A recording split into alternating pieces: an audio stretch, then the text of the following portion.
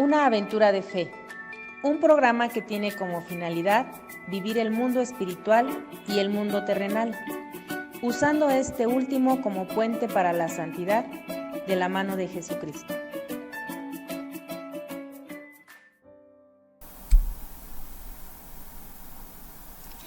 Buenos días, ¿cómo estamos, queridos hermanos? Me da mucho gusto saludarlos aquí en su programa Una Aventura de Fe.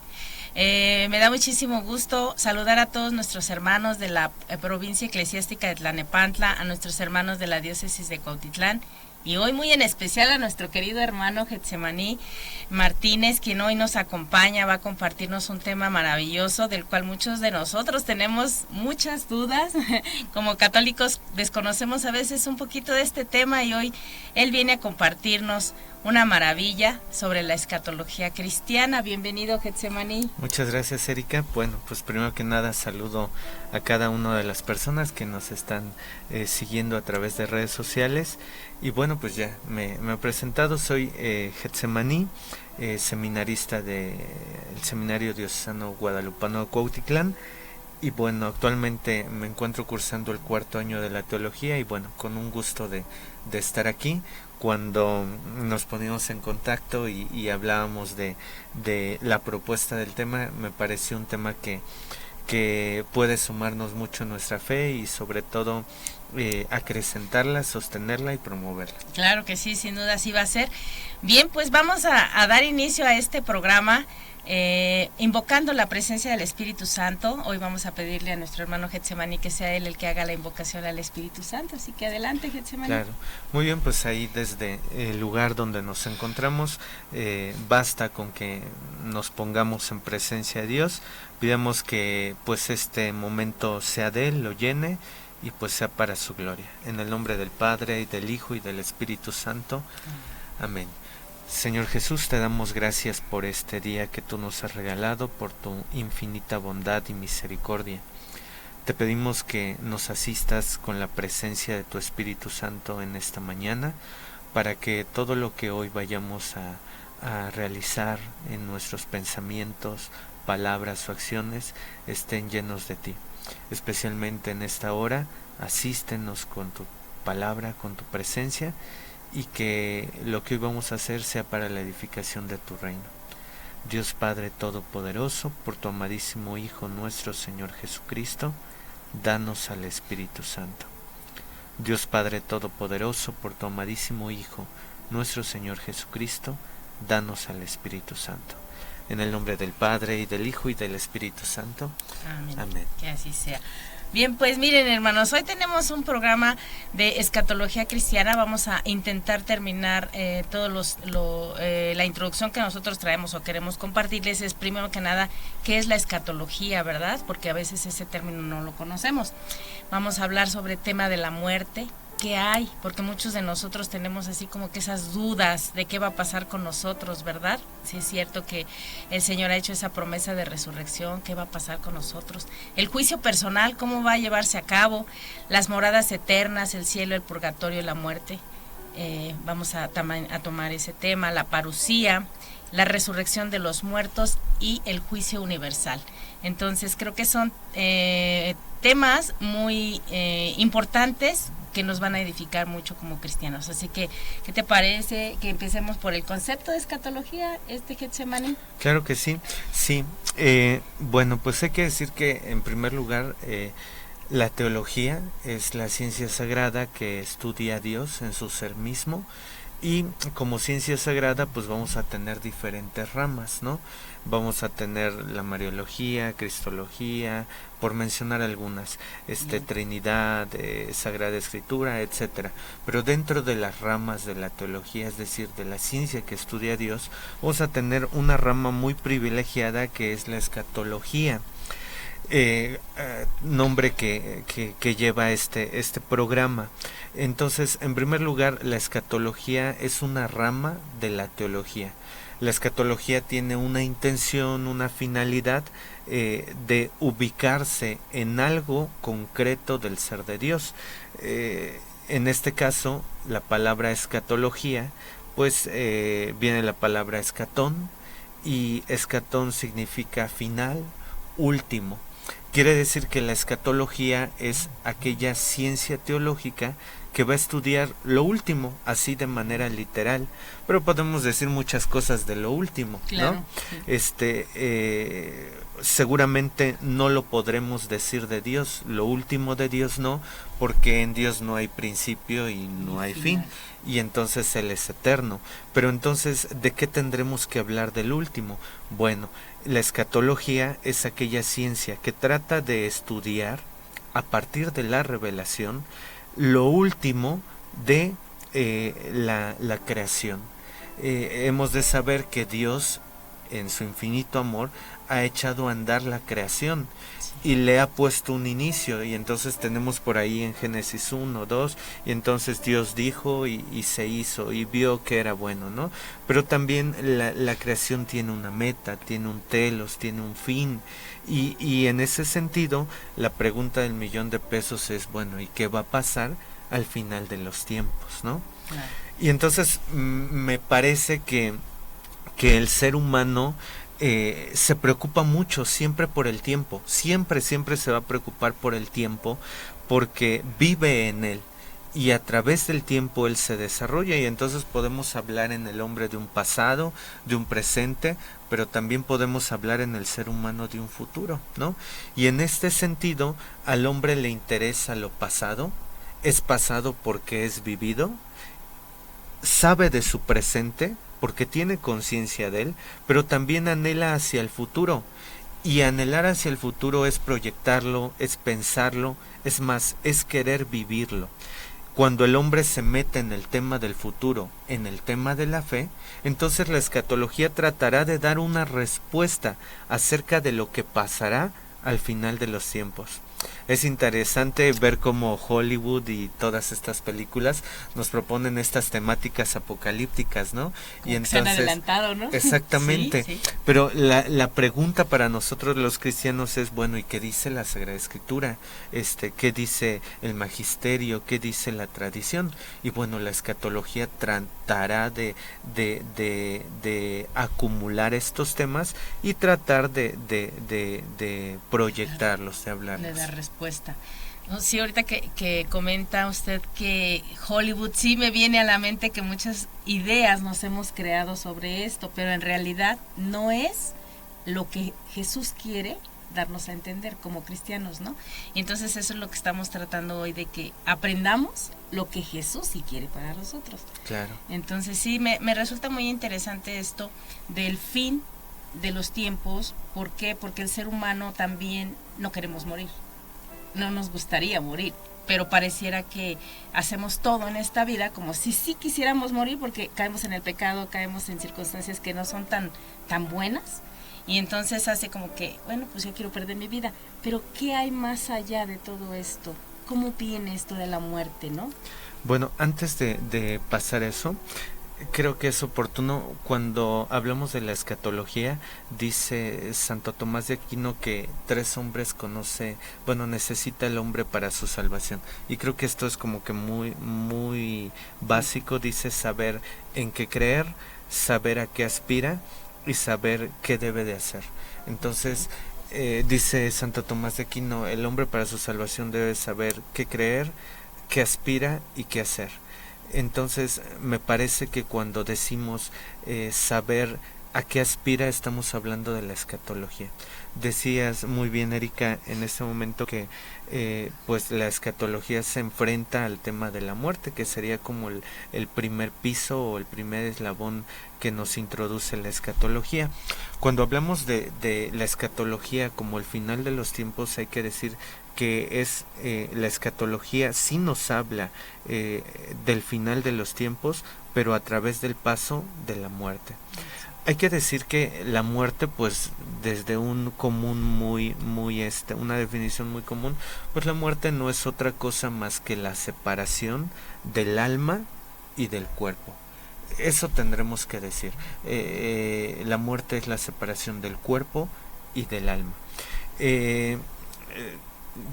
Cuando nos vamos a los textos escriturísticos acerca de la muerte, pues sabemos que está ya en el Antiguo Testamento, en el Génesis vamos a encontrar esta caída del hombre en el pecado, y como consecuencia del pecado entonces se introdujo la muerte en el mundo.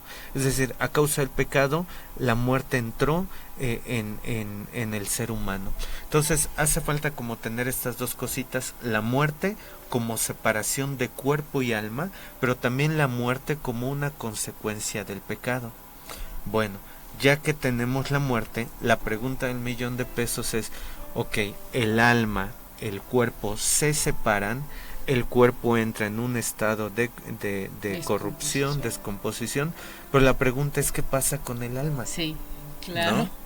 Y entonces, ¿a dónde va? ¿A dónde está el alma, no? Y entonces la escatología tendrá que dar una respuesta de ello. Me gustaría como matizar que el hombre en este proceso de la muerte va a tener pues el cadáver, y vamos a tener lo que le vamos a llamar el alma separada, ¿sí? Okay. El alma separada es aquella que se ha separado del cuerpo, pero que empezará a entrar en una dinámica querida por Dios. Y entonces uno de los ejes principales que me parece oportuno hablar es el tema del juicio personal.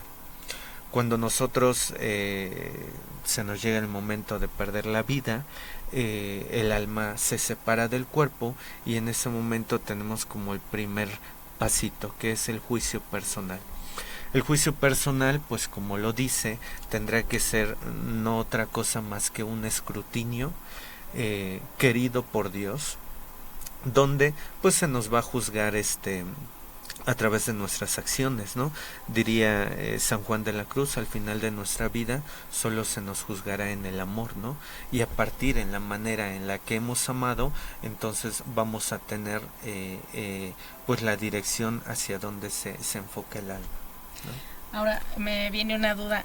Si se separa el alma del cuerpo, y creo que a todos nos da esa angustia de saber en qué momento específicamente, es en el momento en que dejamos completamente de respirar, cuando ya esa alma se separa, o qué proceso hay, no sé si hay algo previo, o qué pasa. Sí, hay que decir que el alma es aquello que informa al cuerpo, es decir, el alma es el principio de movimiento del cuerpo. Sin el alma el cuerpo no se mueve. Tal vez no es el ejemplo más conveniente, pero sí nos puede ayudar a entender muy bien.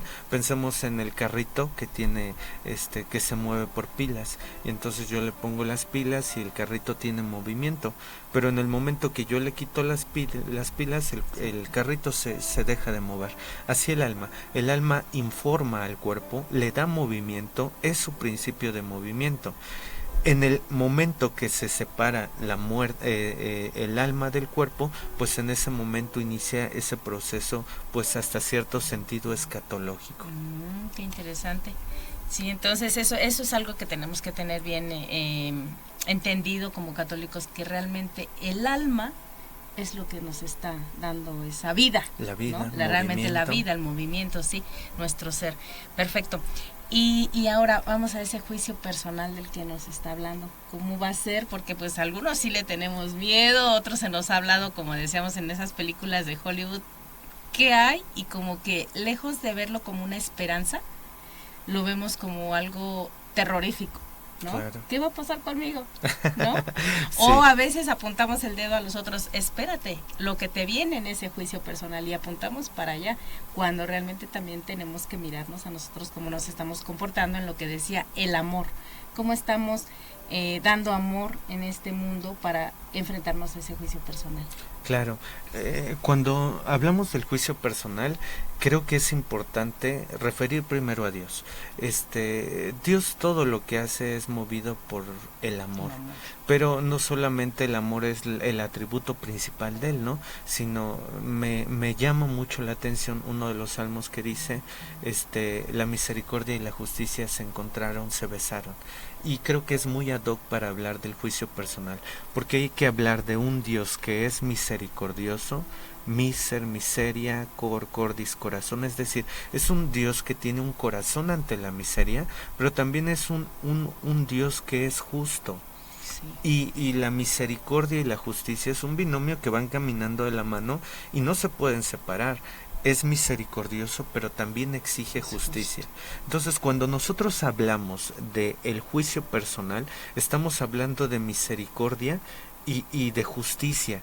Cabe decir que sí se inclina más un poco al tema de la justicia, porque Dios es justo, y entonces la justicia, dice Santo Tomás, es darle a cada uno lo que le corresponde, ¿no? Entonces el juicio personal tendrá que ver con aquella sentencia que se le da al alma por sus acciones, por sus actos. De ahí que digamos que la salvación es personal y no colectiva, ¿no? Uh-huh. Entonces, en este sentido, el juicio es un escrutinio, no de cuánto comiste, cuánto bebiste, sino es una síntesis en el amor. No es cualquier amor, porque no será el amor eros, filial, estorgue, es el amor agápico, es decir, es el amor que Dios exigía entre nosotros. Y cuando San Pablo habla ya en Primera de Corintios sobre este amor, pues es un amor que todo lo cree, todo lo espera, todo lo soporta, nunca se acaba. Y bueno, es una lista más grande, pero en síntesis, todo lo cree, todo lo espera, todo lo soporta y nunca se acaba. Y en este sentido somos juzgados en ello. Decía hace un ratito, San Juan de la Cruz dice: al final de nuestros días seremos juzgados en el amor.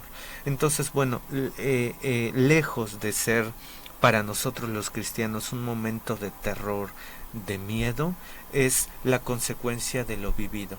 El que ama es una prolongación del amor nada más, y el juicio es una confirmación de ese amor que tuvimos en la vida.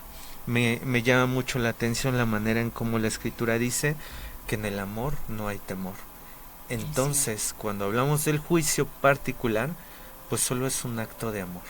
O más bien estoy reconociendo que en sí no me he portado tan bien y por eso me da temor, ¿no? Porque el que se ha portado bien, pues a lo mejor hasta se siente preparado, porque sí hemos escuchado personas que dicen: estoy listo, estoy preparado para cuando el Señor me llame. Y eso es una paz interior que habita en el amor también, ¿no? Claro. Entonces necesitaríamos así como que analizarnos cómo estamos ahorita si el Señor nos llamara.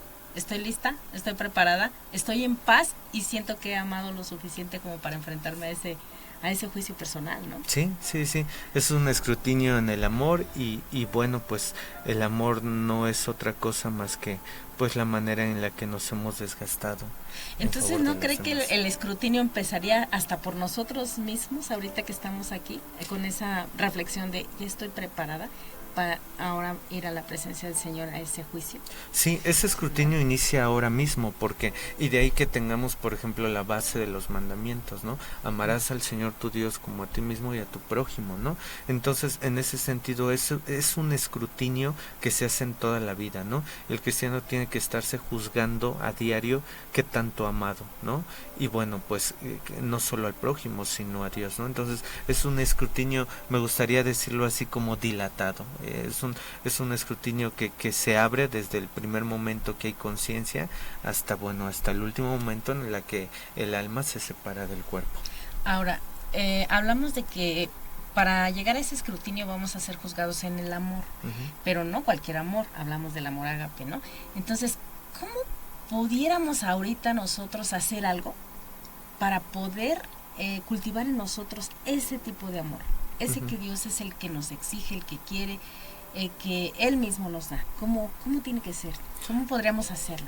Bueno, hay que decir que la referencia del amor agápico es un amor sobrenatural. Es un amor que excede los parámetros humanos. Lo muy humano está en el amor erótico, en el amor estorgue, que es de amistad, en el amor filial, que es de padres a hijos. Pero hablar del amor agápico es un amor que es sobrenatural. Entonces, si la pregunta gira en torno de cómo vivirlo prácticamente, hay que decir que la definición de amor concreta concreta del amor agápico es Cristo. Nosotros no podríamos agotar el amor agápico porque ese es de Dios, pero sí podemos algo así como una mímesis, como un ejemplo, ver lo que Cristo propuso, porque Él es la ejecución del amor agápico. La cima de ese amor está en entregarlo todo, hasta la misma vida, ¿no? Entonces, para el escrutinio del juicio personal, pues seguramente que la figura tendrá que ser Cristo como el amor andante, ¿no? Ok, qué interesante. Bueno, y ahora, en cuanto a las moradas eternas, que hasta hay alabanzas que nos hablan de esas moradas eternas, aquí yo la estoy preparando, estoy esperándote.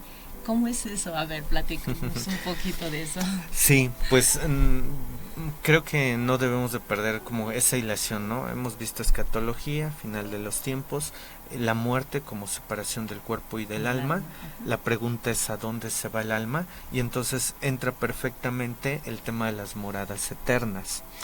Hay que decir que pues el alma después del juicio personal tendrá que dirigirse a alguna de estas.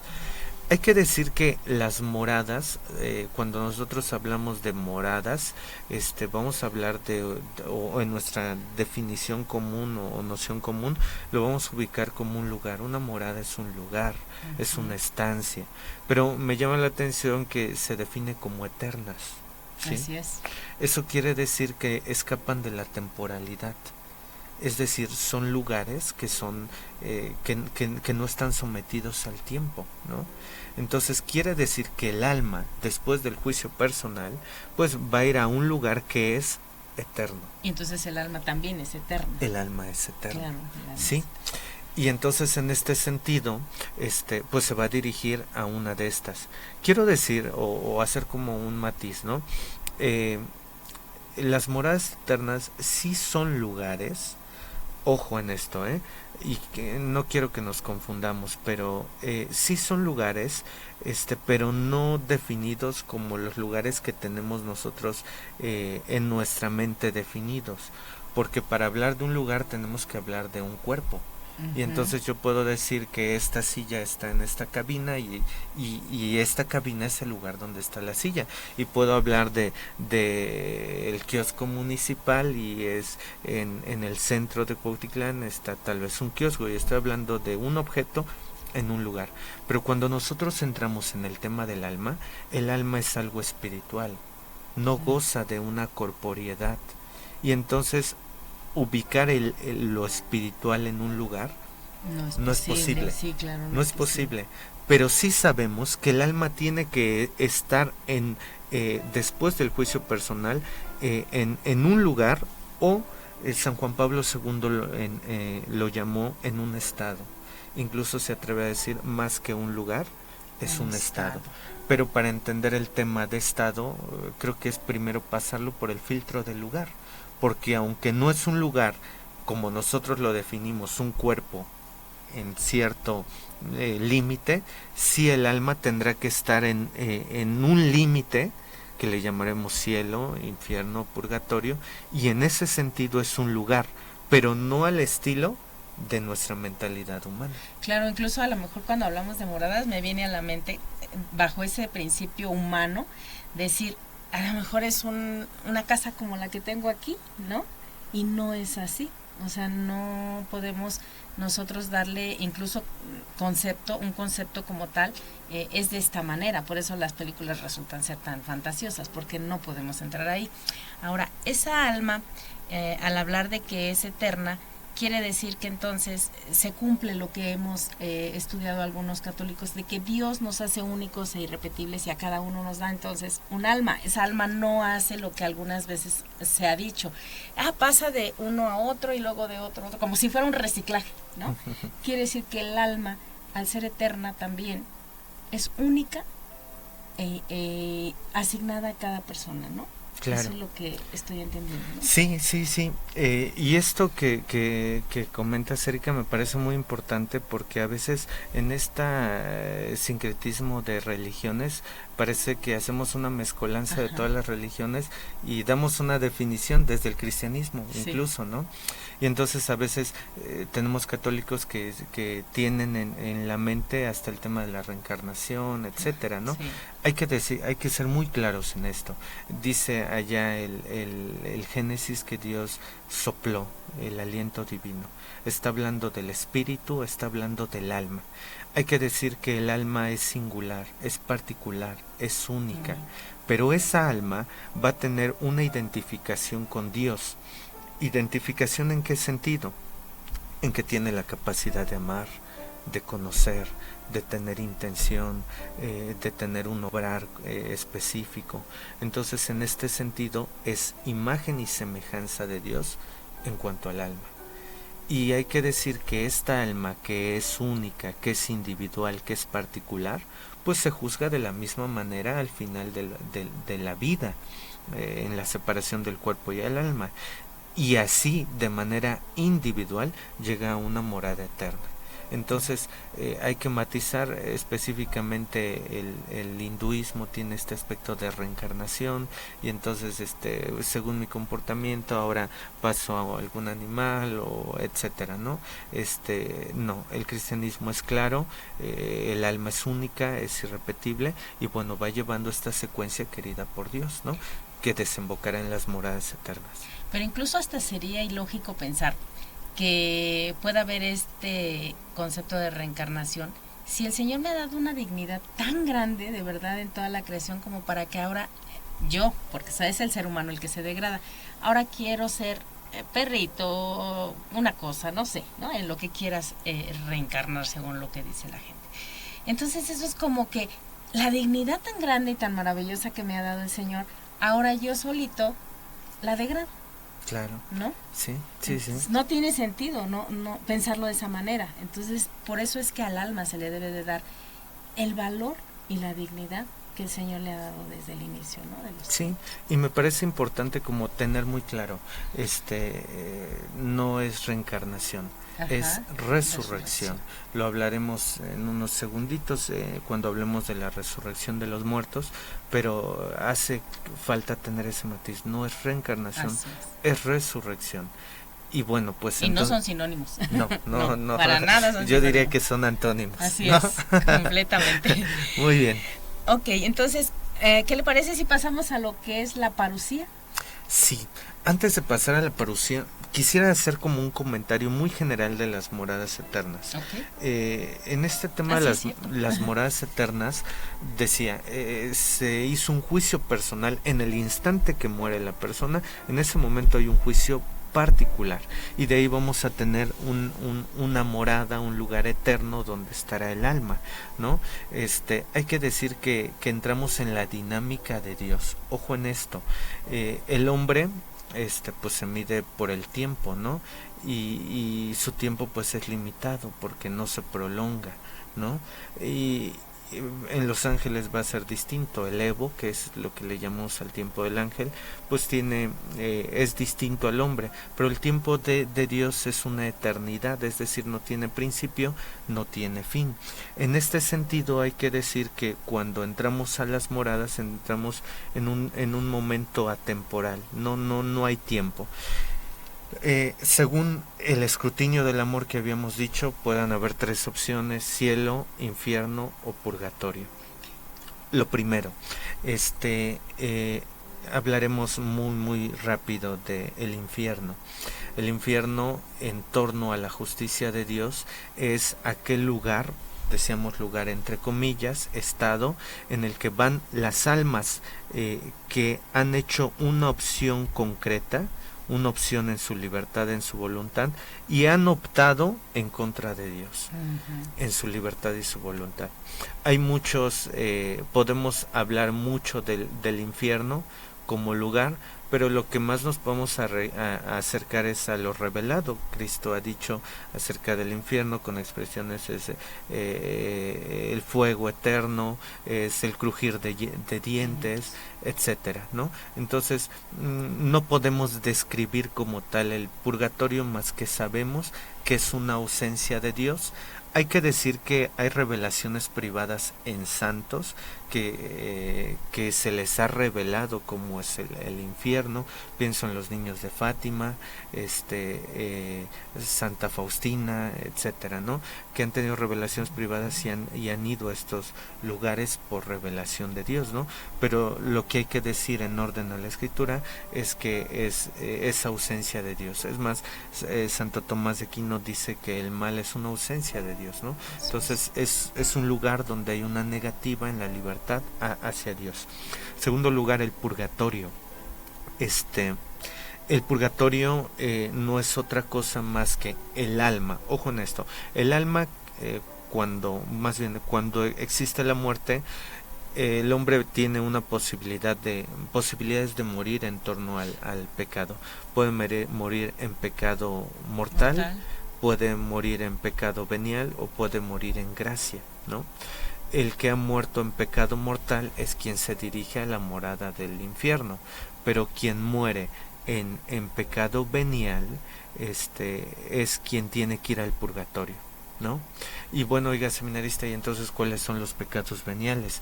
Bueno, los pecados veniales son los que están fuera de los 10 mandamientos, ¿no? Y quien muere en pecado venial tendrá que ir al purgatorio. ¿Pero por qué tiene que ir al purgatorio? Muy sencillo. Cuando nosotros pecamos, tenemos el pecado y tenemos la culpa. El pecado concreto es mentir, robar, etcétera, pero la culpa es la consecuencia que tiene ese pecado. Cuando nosotros vamos al sacramento de la confesión, lo que el sacerdote, a través de su ministerio sacerdotal, hace es perdonarnos el pecado, pero la culpa queda. Voy a ponerlo en un ejemplo muy sencillito.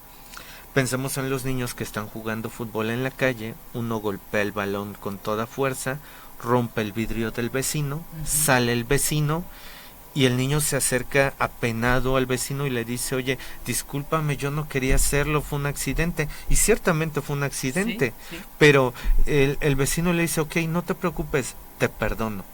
Pero eso no quiere decir que no tengas que pagar el vidrio. Así es.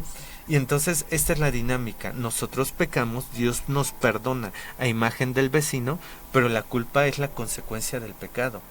Entonces, quien muere en pecado venial, es decir, pudo haber sido perdonado su pecado, pero la culpa sigue quedando ahí. O puede estar el pecado sin perdonar, pero la culpa está quedando ahí. Nadie puede entrar al cielo sin que sea santo. Bueno, y entonces ya fuimos a que nos perdonara el sacerdote, existe la culpa. ¿Hay algo aquí que podamos hacer cuando todavía vivimos por esa culpa? Sí, y esto me parece que el Señor hace hasta lo último porque nos salvemos, y esto van a ser las indulgencias plenarias. Es un tema muy amplio, pero las indulgencias, ¿qué es lo que hacen? Las indulgencias nos quitan la culpa. Nos borran todas las culpas que hayamos tenido y si en ese momento morimos nos vamos directo al cielo porque no hay pecado y no hay culpa. ¿Sí? De ahí la importancia entonces de asistir a todas estas celebraciones cuando hay esa indulgencia. Indulgencias. O el sacerdote cuando cuando da la absolución da da alguna acción concreta a realizar por esos pecados. Bueno, eso va a ser el pago por la culpa. Si nosotros lo hacemos, eso que nos pide el sacerdote, se borran las culpas de los pecados que confesamos. Hay sacerdotes que te dicen, oye, haz un Padre Nuestro, o hay quien va más concreto a si robas se restituye. Es decir, la culpa se remunera y entonces el objetivo de nosotros es no cargar tantas culpas para no tener que purificar. Pero en ese caso estamos hablando de la confesión, cuando el sacerdote me dice, para que esto sea perdonado tienes que hacer esto. O sea, ahí hablamos concretamente la penitencia. De la penitencia. La penitencia nos borra la culpa de esos pecados. Es decir, el sacerdote, Dios por medio del sacerdote nos perdona el pecado y con la penitencia nos está borrando la culpa de esos pecados. ¿Sí? Pero cuando perdemos la vida, sucede que a veces tenemos ahí unos restecillos de culpas que no pagamos, ¿no?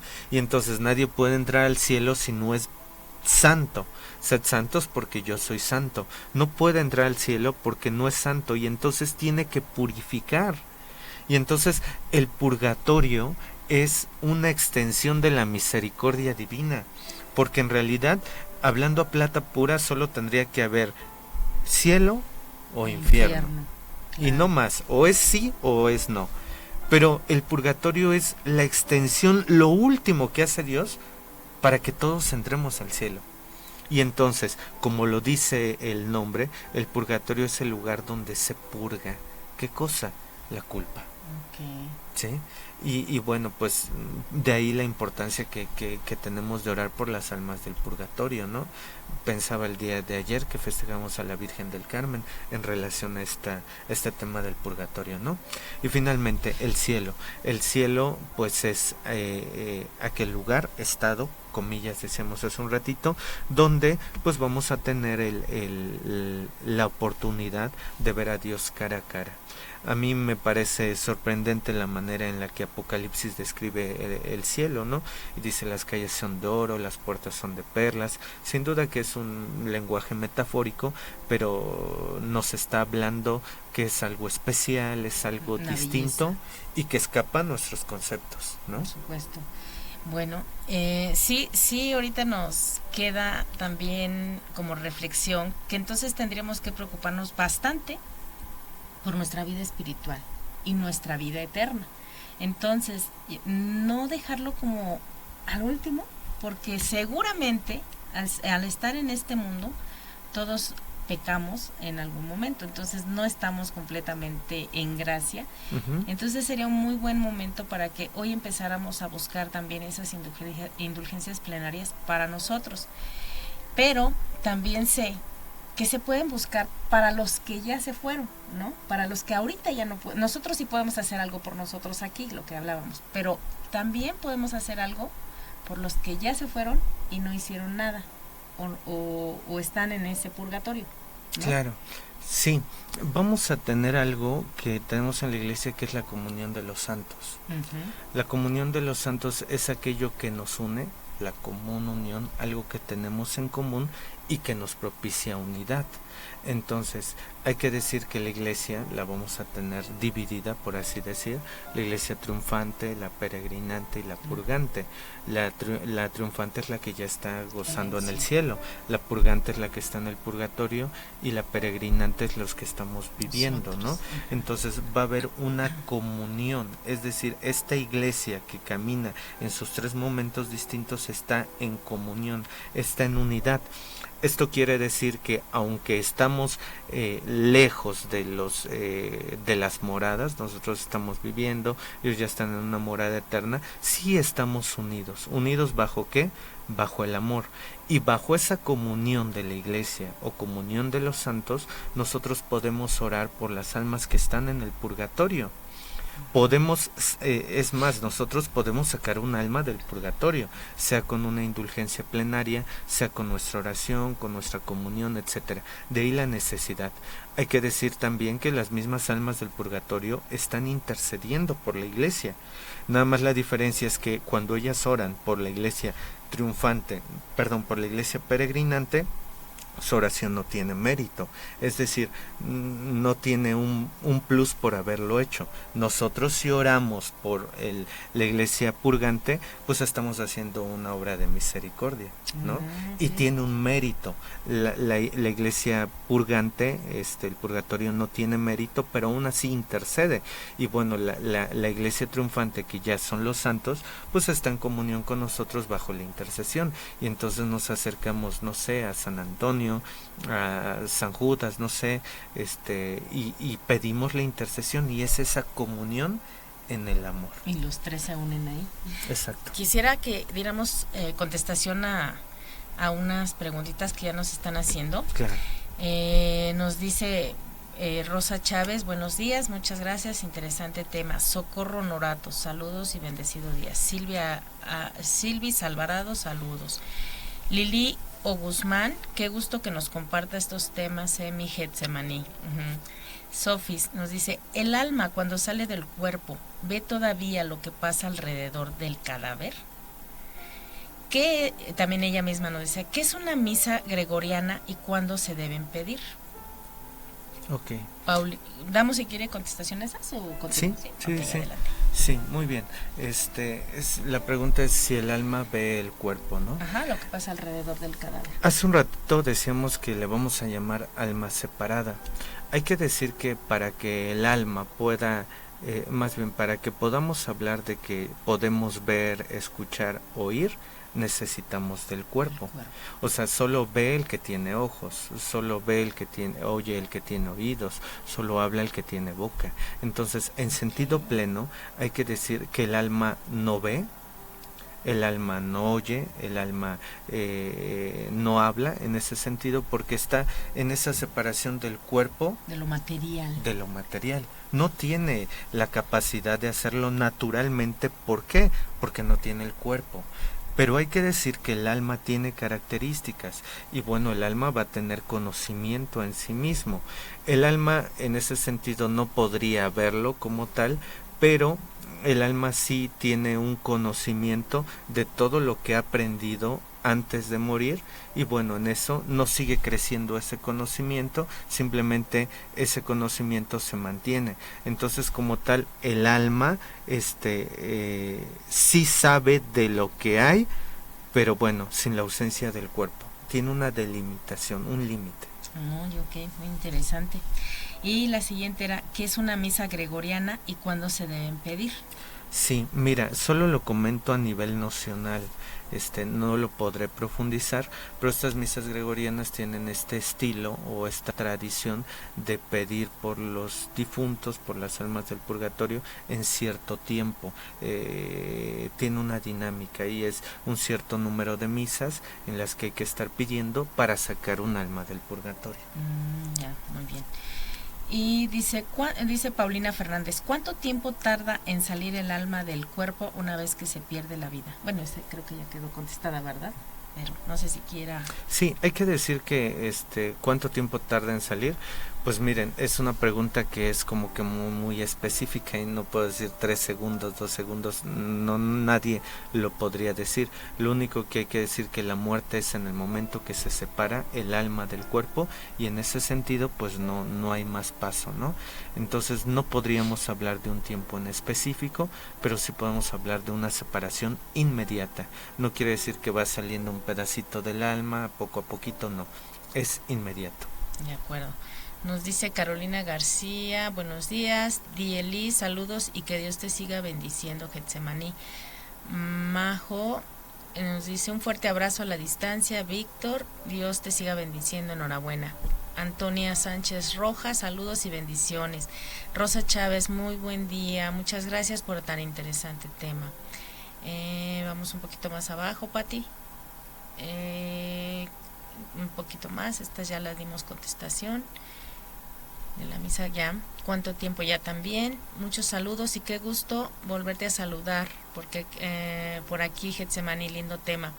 Ángeles Robles, excelente tema. Beatriz Fiesco, qué importante tema. Paulina Fernández, puede ser, esta es pregunta importante, ¿puede ser que nunca salgas del purgatorio? Ay. Sí, me parece que es un tema muy muy importante. Qué bueno, Paulina, que hiciste esta pregunta. Porque, mira, dijimos hace un rato que son eternas, sí, ¿no? Y que no hay límite, no hay un tiempo definido, ¿no? Hay que decir que el purgatorio es un lugar temporal. ¿En qué sentido? El purgatorio se va a acabar, lo vamos a ver más adelante, con la segunda venida, con el juicio universal. Y entonces solamente vamos a tener infierno y cielo, ahí ya no solo, pero con la segunda venida. Entonces, si podemos decir que un alma puede estar hasta la eternidad, no. Solo pueden ser que sus penas sean muy grandes y que Dios le dé como sentencia estar en el purgatorio. Lo máximo que puede estar es hasta la segunda venida. Bien. Pero ahí no, el Señor va a hacer ese juicio y sales o te quedas, ¿no? Los de la derecha, los de la izquierda, venid a mí, benditos de mi Padre, etcétera, ¿no? Entonces el límite es la segunda venida. Qué bien, una gran esperanza. Eso es una gran esperanza. Dice, una vez hecho el juicio de Dios, define cuánto tiempo pasaremos en el purgatorio. Bueno, ya le dimos contestación. Saludos de Teresita, de Marta Martina, también saludos. Mari y May, también saludos. Fer dice, buenos días, Getsemani y Erika. Yo tengo una pregunta. Comentaban que para entrar al cielo debemos ser completamente santos. Y si todos hemos pecado, entonces todos pasamos por el purgatorio y después al cielo. Ojalá me puedan responder. También ya comentamos algo, pero no sé si quieras profundizar. Nada más lo recalco. Hay que decir que si morimos en gracia, es decir, sin pecado mortal, vamos directamente al cielo. Si morimos en pecado venial, con culpa, vamos al purgatorio, pero el purgatorio no es un lugar definitivo. El purgatorio es un preámbulo para el cielo. Cuando pago mi culpa, entonces accedo al cielo. Al cielo, perfecto. Dice José Luis Galván, un abrazo Getsemani. Luis Villafaña también un saludo. Gloria Mera, un gusto verlo, seminarista, Dios le acompañe, bendiciones. Y creo que hasta ahí tenemos ahorita. Bueno, muy bien, vamos a continuar entonces con nuestro tema. Ahora sí, vamos a la parucía. Sí. Bueno, hay que decir que estas tres cositas, o esto que hemos visto, le vamos a llamar juicio personal. Es decir, el juicio personal es el escrutinio en el amor que me lleva a las moradas eternas, cielo, infierno, purgatorio. Pero a ver, eso es lo que le pasa a una persona de manera individual. Es decir, murió Pedrito, murió Juanito, y la pregunta es ¿qué pasa? La respuesta es un juicio personal, cielo, infierno, purgatorio, se acabó. Okay. Pero la creación, no de manera individual, sino de manera colectiva, pues también tiene un proceso de fin. Así como Pedrito a los 69 años murió y algo pasó, la creación también tiene un inicio, tiene un fin, y entonces en ese fin vamos a hablar de la parusía. La parusía es el periodo último de la historia de la salvación. La historia de la salvación inicia ya en el Génesis, y entonces tenemos todo el camino de los patriarcas, los profetas, la entrada a Israel, el mesianismo, las comunidades cristianas. Es decir, la iglesia sigue caminando, la historia de salvación sigue avanzando, pero la pregunta es ¿qué va a pasar en el final de los tiempos? Cuando a Cristo le hacen esta pregunta, él es muy claro, ¿no? Y entonces habla de una parusía. ¿Qué es la parusía?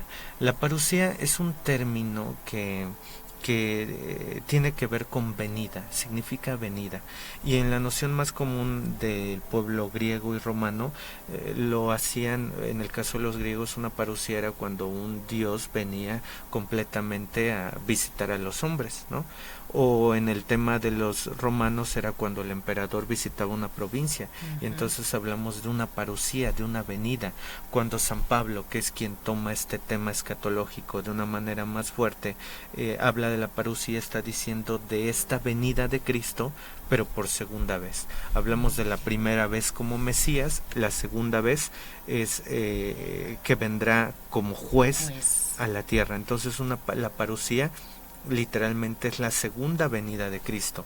Tenemos ahí a los discípulos en Mateo 28, que entonces el envío misionero, por tanto, id y hacer discípulos a las naciones, bautizándolos en el nombre del Padre, Hijo y Espíritu Santo, estaré con ustedes hasta los últimos días de la vida.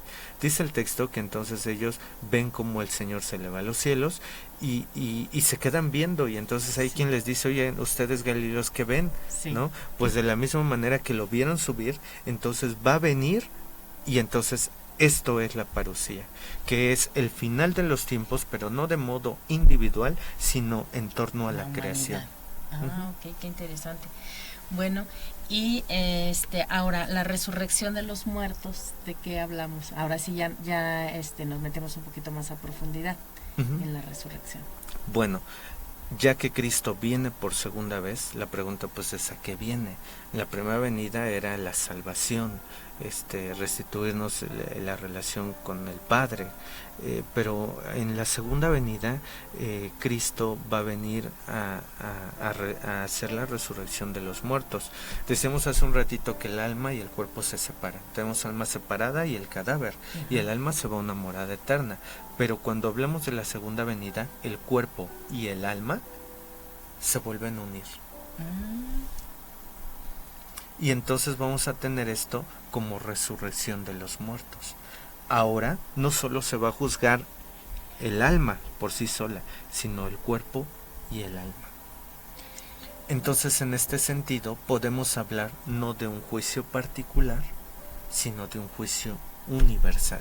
El alma ya fue juzgada de manera personal, pero ahora se va a juzgar a toda la creación para darle gloria a Dios.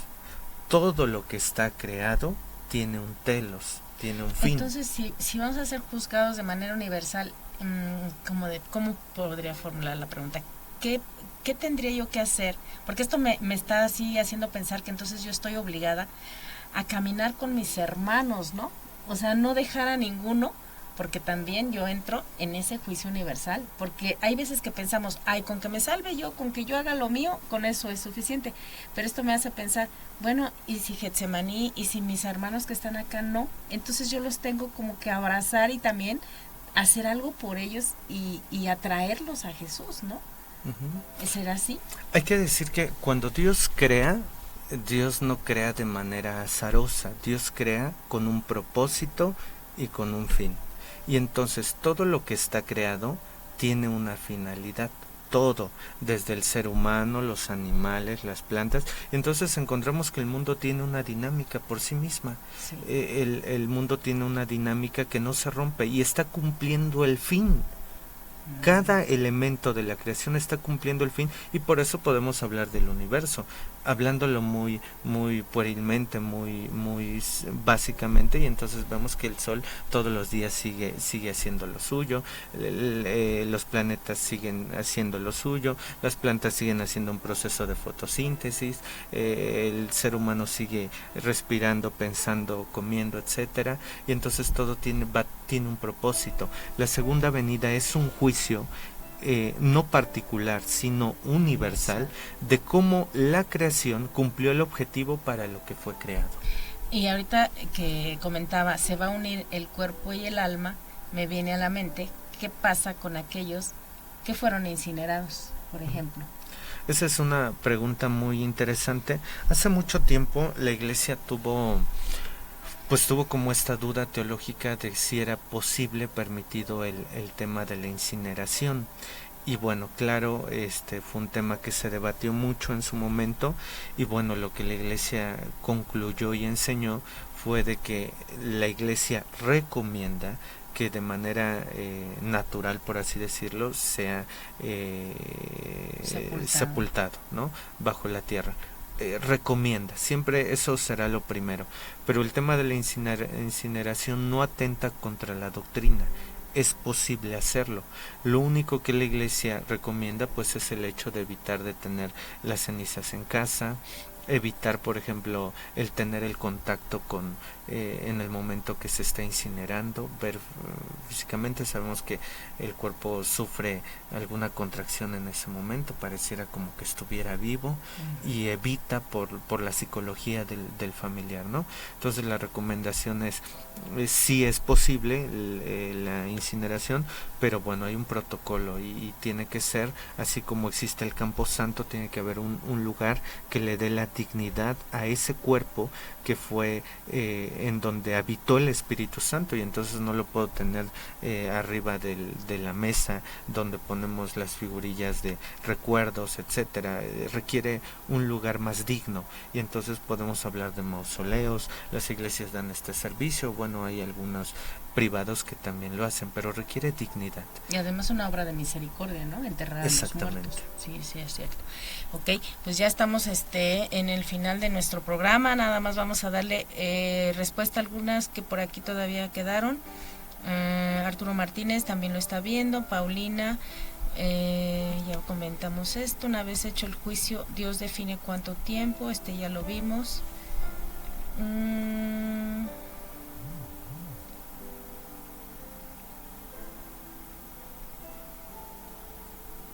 Esta ya la comentamos también, de Fer Torres. Buenos días, dice: yo tengo una pregunta. Comentaban que para entrar al cielo debemos ser completamente santos. Sí, ya también ya lo dijimos, ¿verdad? Contestado. Sí. Gloria Mera le manda un saludo, gusto verlo, seminarista. Tiene muchos fans, ¿eh? Cristina Breña dice: muy interesante tema, Semi Getsemaní, el Espíritu Santo lo siga fortaleciendo, saludos y bendiciones para su familia desde Tlapanaloya. Tiene muchos, justo en el curso introductorio. Sí, tiene muchos fans. Pues miren qué bonito que haya estado con nosotros, de verdad. Hubiéramos querido todavía hablar mucho más, porque creo que son muchísimas las dudas que nos surgen y que hoy disipamos muchas. No hay que quedarnos todavía con esto. Yo los invito a que, independientemente de lo que hoy aprendimos, sigamos buscando información, ¿verdad? Pero información en el Catecismo de la Iglesia Católica, en el Magisterio de la Iglesia, y no en videos que a veces nos confunden, que a veces en lugar de hacernos más cristianos nos hacen protestantes. Entonces, que busquemos esa información. Y bueno, esperamos que no sea la última vez, Getsemaní, que lo tengamos por aquí. Ha sido un gusto compartir con esto. No sé si quisiera dar solo ya una conclusión. Claro. para nuestro fin. Sí. Quisiera decir que este tema de la escatología, pues iniciaba con lo que decía Santo Tomás de Aquino: debemos de conocer lo que debemos de saber, lo que debemos de anhelar y lo que debemos de saber. La escatología no es otra cosa más que conocer lo que tenemos que anhelar. O sea, nosotros no vivimos por vivir, nosotros vivimos teniendo una intención, un fin, y la meta es Dios. Dios es la meta. Allá en el Huerto de los Olivos, Jesús decía: esta es la verdadera vida, Padre, que te conozcan a ti como el único Dios verdadero. El fin de la vida siempre va a ser Dios, la comunión con Dios. Y en este sentido hay que decir que la escatología es una ciencia sagrada que nos ayuda a tener conciencia clara de a dónde nos dirigimos, a dónde vamos, qué queremos, qué anhelamos, qué esperamos. Y bueno, lejos de ser la escatología cristiana un problema apocalíptico, que si las trompetas, que si los terremotos, la escatología es una ciencia que nos debe de generar esperanza. Sí. Y de esta manera quiero concluir. La escatología es un motivo de esperanza. ¿Y qué es la esperanza? La esperanza, además de ser una virtud teologal, no es otra cosa más que saber que Dios va a hacer algo. Y entonces la escatología nos invita a vivir sabiendo que Dios va a hacer algo, pero que también me invita a colaborar en esa acción, ¿no? Y esa acción será cuidar el alma. El alma, bueno, se tiene que cuidar el cuerpo, el alma, pero tenemos que tener la sensibilidad de escrutarnos, de cuidar el alma, porque en un instante o ganamos todo o perdemos todo. Y en este sentido pues hay que cuidar, ¿no? De ahí que tenemos en el rezo de completas todas las noches estarnos haciendo un examen de conciencia, y no es otra cosa más que el cuidado del alma, ¿no? Hace un rato hablamos de las indulgencias. Yo creo que el católico debe estar preocupado por estar ganando recurrentemente indulgencias, ¿no? En otras palabras, decir: Señor, no tengo saldo contigo. Sí. ¿No? Entonces creo que la escatología nos invita a la esperanza y a anhelar pues la comunión con Dios. Y no escatimar en esas indulgencias, porque hay veces que la obtuve hace 8 días y yo, hace 8 días tuve una indulgencia. Sí, pero pasaron 8 días que tú no sabes qué pasó. Más bien sí sabemos qué pasó en nosotros, entonces es como asegurar nuestra entrada al cielo, ¿verdad? Claro. Entonces, qué bien. Y creo que debemos de profundizar en esto de las indulgencias, porque hay muchas maneras muy sencillas de obtenerlas, ¿no? Desde el rezo de la Sagrada Escritura, 30 minutos diario, las intenciones del Papa, la meditación del Via Crucis, o en tiempos concretos como el Santo Jubileo, etcétera, ¿no? La Iglesia pone muchos motivos para ganarlas, ¿no? Y bueno, pues hay que estar atentos para apropiárselas uno o sacar un alma del purgatorio. había escuchado todas menos que leer 30 minutos la Sagrada Escritura daba una indulgencia. Sí, sí. Entonces, si la leo diario, podré estar en esa santidad, buscando esa santidad, obviamente acudiendo a la confesión, a los sacramentos, pero bueno, algo estoy haciendo yo, como decía, trabajando yo por eso. ¡Ay, qué maravilla! Eso nos debe motivar entonces a leer la Sagrada Escritura, sí, a escuchar lo que el Señor tiene siempre para nosotros, ¿verdad? Qué bonito mensaje de esperanza, de verdad, de vida. Y bueno, Getsemani, le agradecemos mucho esta mañana por habernos acompañado y habernos iluminado con la palabra del Señor, que es lo que usted finalmente está aprendiendo y compartiendo hoy con nosotros. Agradezco el espacio y bueno, pues a los que nos ven les invito a seguir participando en este programa que Erika organiza y le pone mucho empeño para ello, y bueno, pues que estos temas pues sigan difundiéndose y bueno, profundizando nuestra fe, ¿no? Solo alguien nos pregunta si hay alguna bibliografía para este tema que pudieran consultar. Pues miren, hay mucha bibliografía, pero hablar de la escatología pues sí requiere un poco de filosofía, porque vamos a hablar del alma y no vamos a hablar de cualquier alma, no es el alma sensitiva, vegetativa, es un alma intelectual. Sí requerirá una base filosófica. Hoy lo hemos sintetizado y hecho muy, yo le decía a Erika, es todo un tratado y vamos a dar una pinceladita nada más, sí, claro, ¿no? Pero sí requeriría, yo sugeriría que acudiéramos más a las catequesis que dan los papas o el magisterio en torno a estos temas. Por ejemplo, Juan Pablo II tiene catequesis muy importantes del cielo, del infierno, del purgatorio. Hace falta que entremos al buscador, las pongamos, las buscamos, o el Papa Benedicto XVI tiene un libro muy recomendado acerca de escatología cristiana también. Pero bueno, ya sería como profundizar un poco más. Genial. ¿No? Bueno, pues con esto terminamos nuestro programa esta mañana. Muchas gracias a todos los que siguieron la transmisión. Les agradecemos y sobre todo que lo compartan, porque más personas necesitan también saber que hay esperanza para nosotros. Entonces nos estamos encontrando dentro de 8 días. Nuevamente muchas gracias y aquí los esperamos con muchísimo gusto. Hasta la próxima semana.